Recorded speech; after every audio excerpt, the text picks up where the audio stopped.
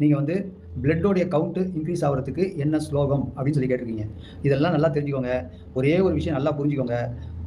உடல்ல இருக்கக்கூடிய எல்லா விஷயத்தையும் எல்லாத்தாலையும் இன்க்ரீஸ் பண்ண முடியும் அப்படின்னா, கண்டிப்பா அகத்திய மகன்லாம் வாசியோக பயிற்சியை பத்தி சொல்லியிருக்கவே மாட்டார்.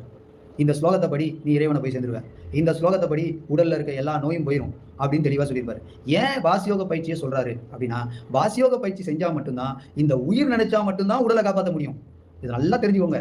ஒரு ஸ்லோகத்தால இதுல இது பெருசாயிரும், இது நல்லது நடந்துரும், இப்படி நடந்துரும், அப்படி நடந்துரும்லாம் கிடையாது. கண்டிப்பா உயிர் நினைச்சா மட்டும்தான் உடல்ல இருக்கக்கூடிய எல்லா நோய்களையும் போக்க முடியும். அப்போ உயிரான உங்க வாசி நினைச்சா மட்டும்தான், அந்த உயிருக்குரிய வாசி மந்திரத்தை நீங்க ஜெபம் பண்ணா மட்டும்தான், உங்க உடலுக்குரிய தேவையான எல்லா விஷயத்தையும் அந்த உயிர் தான் உருவாக்குமே தவிர வேற எதுவுமே உருவாக்காது. ஏன்னா அந்த உயிர் தான் விந்தணுல இருந்து நாம இவ்வளோ பெருசா வளர்றதுக்கு உதவி பண்ணியிருக்கு.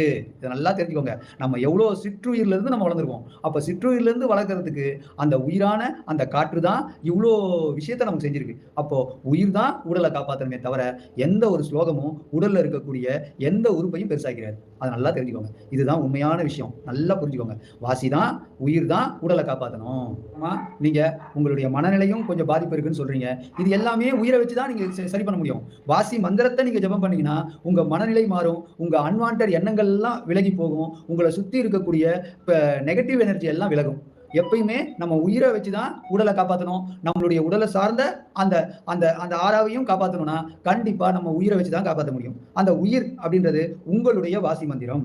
வாசி மந்திரத்தின் மூலியமா தான் நீங்க எல்லாத்தையுமே சாதிச்சுக்க முடியும்.